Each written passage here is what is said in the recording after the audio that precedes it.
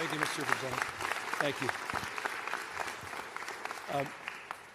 Well, thank you, all of you, all the speakers, everybody that took the time to be here, everyone that inspired this legislation, this call to push back, to meet this moment, and to be accountable. And really the spirit, I think, of these 5 bills that I'll be signing here in a moment are about accountability.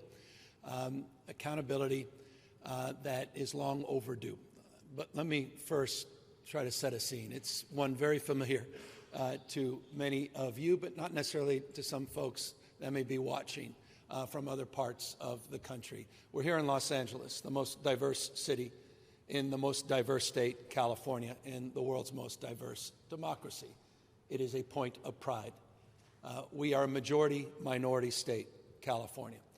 At our best, we don't tolerate that diversity. At our best, we celebrate that diversity. We're a universal state. 27% of Californians are foreign-born. You heard the superintendent talk about all the mixed status families. Our status is unique in the United States of America. It's what makes California great. It's what makes America great. And it's under assault by this administration. There's a word that you've never heard uttered from the President of the United States' lips. Certainly not Stephen Miller, and that's pluralism. We practice pluralism. It's a deep point of pride. Those values are under assault to a degree we could have never imagined.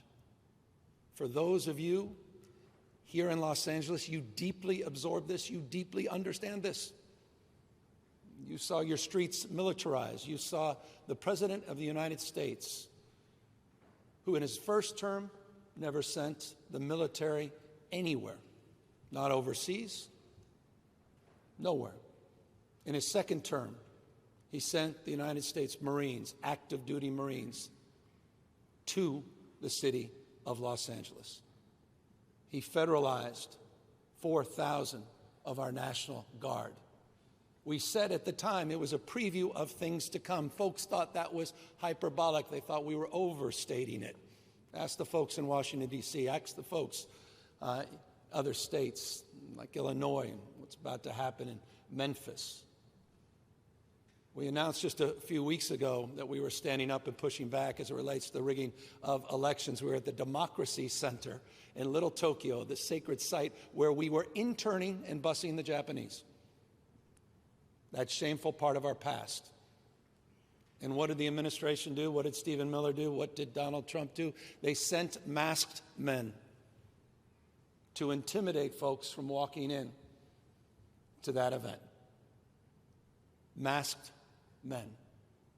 Poor soul that happened to be in the area, delivery guy delivering strawberries, was detained because he just happened to be in the area. Collateral damage.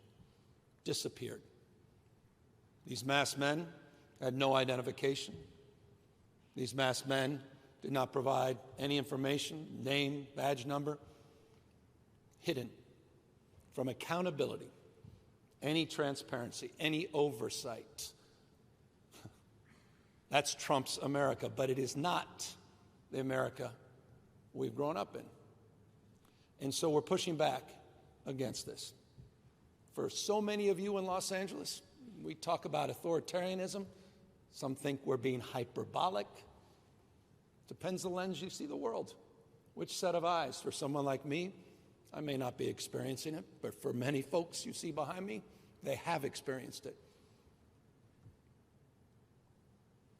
There was a young man who was here as an advisor to the superintendent we just met with. He says, you don't need to touch the flame to feel the burn.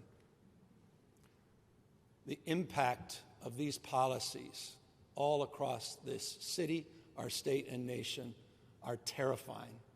It's like a dystopian sci-fi movie. Unmarked cars, people en masse, people quite literally disappearing, no due process, no rights in a democracy where we have rights. Immigrants have rights. And we have the right to stand up and push back. And that's what we're doing here today. This is a disgrace. This is an outrage. what we have allowed to happen in this country.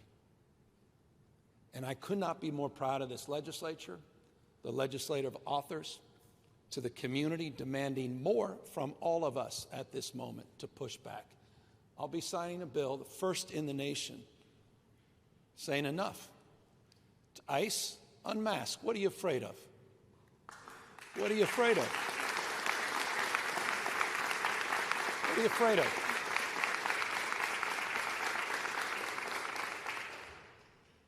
If you're going to go out and you're going to do enforcement, provide an ID. Tell us which agency you represent. Provide us basic information that all local law enforcement is required to provide. Have the decency not to threaten people as they go to school, to go out in the parking lots proximate to these schools to create chill, packed attendance. We talked to these kids. They were saying, one of you said, I've got friends, they don't go on the metro anymore. It's a public space. So your superintendent had the decency, foresight, and leadership to provide transportation. That's Trump's America. Hospitals. You talk about health infrastructure. You talk about community health. People scared to death to even access a community clinic for preventative medicine, worried that somehow they're going to be turned in, or someone without identification, looking like anyone else with a mask on, may just jump out of a car and they may disappear.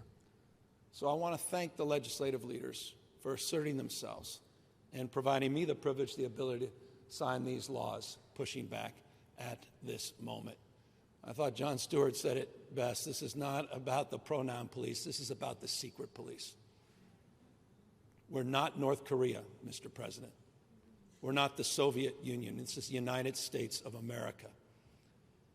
And I'm really proud of the state of California and our state of mind that we're pushing back against these authoritarian tendencies and actions of this administration. ICE is now the largest private police force in the United States of America. And I say private because increasingly it appears to many of us that they have sworn an oath to Donald Trump, not the Constitution.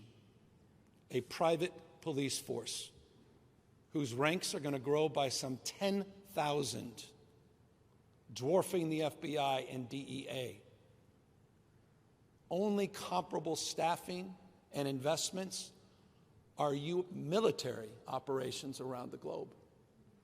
That's what Congress, the supine leadership in Congress, provided, along with the supine members of the Supreme Court that have allowed racial profiling on the basis of accent, basis of location, and skin color. This is not America. And so we are pushing back firmly. We're pushing back using not just our formal authority, but perhaps the most important authority, and that's our moral authority. So thank you to the members of the legislature. Thank you to the authors of these bills. And it is my honor now to sign into law 4 pieces of legislation that go in effect immediately upon signature, and 1 on the masking that will formally go into effect in January of 2026. With that, let's sign these.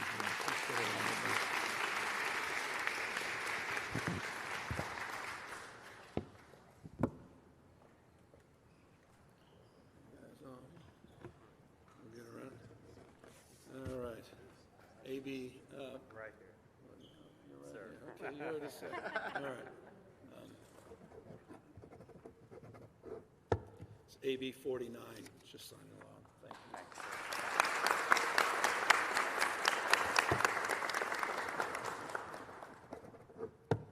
Thanks, SB 81.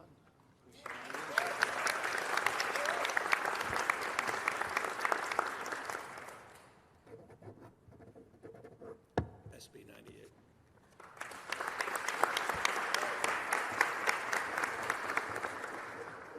SB 805.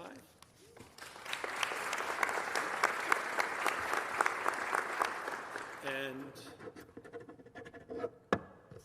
SB 627, the anti-masking law. Thank you. Thank you, Senator.